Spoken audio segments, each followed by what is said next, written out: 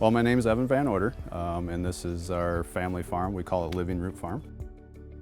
My name is Terry Van Order, and this is my daughter Ella. She's almost 5, and running a farm with a family, I actually am not super hands-on with a lot of the planting and harvesting. I do as much as I can. It's been a joy to watch my children grow and love it. They've learned a lot of responsibility from being out here and started young on up, so it's been good. We moved here to this location in 2007, and we started gardening just for our family. And about 2012, we started pursuing the no-till gardening in our family farm, and just really enjoyed seeing the change and the benefits of no-till gardening. And so we expanded our garden area, and we also pursued the high tunnel initiative came out for the NRCS, and we're able to purchase the high tunnel and build this and increase our production that way, so we could supply for the local school system. We have 2 high tunnels that we grow salad greens and a lot of radishes in one, and then the other one we do tomatoes and peppers and cucumbers. And then the outside gardens are mostly pumpkins and squash and things like that. It's healthy not only with the food and the nutrients, but it also gives our family an opportunity to grow stronger together and to work together, and to also connect with the community together. So that's the strength that we see and the benefit of that, having a family operation. In 2016, we applied for the High Tunnel Initiative, and we were able to get a contract here where we could build this first high tunnel that we're standing in here. And so we built this in 2016, and then we soon realized that another high tunnel would be beneficial for the amount that we were trying to grow for the farm to school program and the farmers market. And so in 2018 we applied and were awarded a contract for the second high tunnel. My name is Allison Milo-Dragovich. I've been working with the Natural Resources Conservation Service for about 8 years.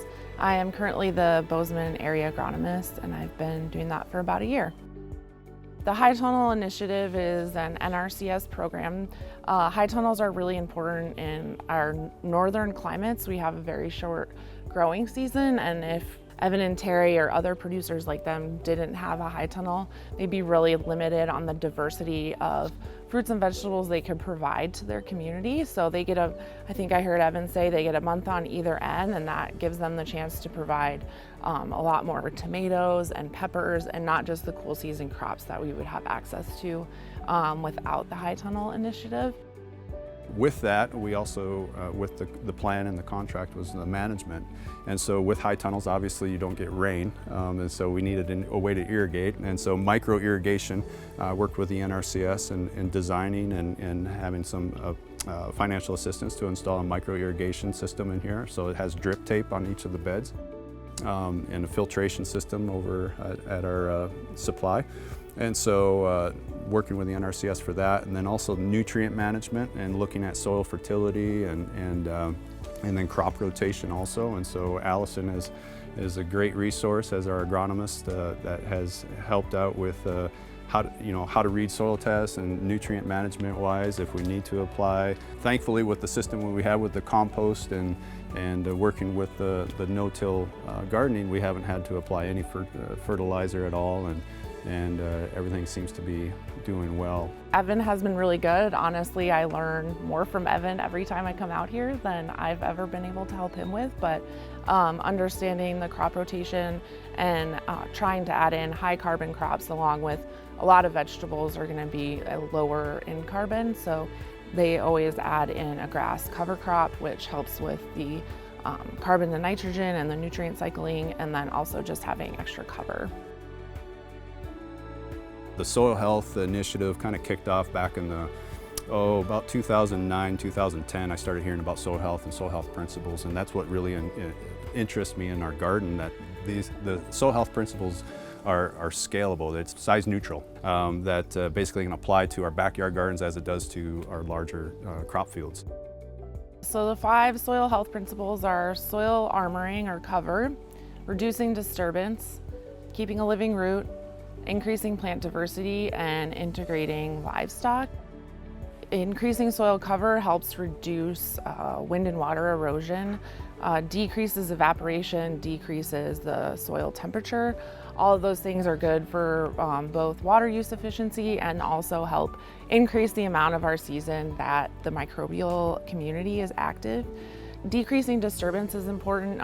Typically in the Natural Resource Conservation Service, we focus a lot on physical disturbance or tillage.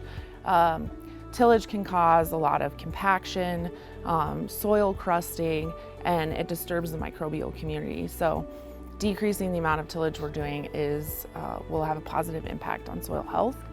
Living root and plant diversity kind of go together. So if we look at the historical climax communities, especially in these semi-arid ecosystems, they were growing for a really long part of the season, and they were really diverse plant communities, and that all of those things work together to fix more carbon, grow more food more efficiently, and give sugars to the microbial community as well.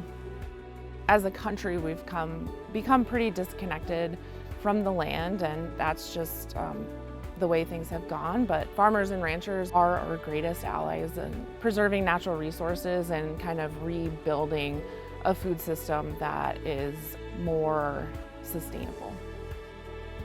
My favorite thing to do out here is to be with my family, whatever we're working on, whether it's with the animals or if we're harvesting lettuce for a CSA pickup or something like that. It's really nice to come out, sometimes just Evan and I, and we can just sit and do something, the two of us, and have a conversation while we're weeding a bed or something like that. That's been enjoyable.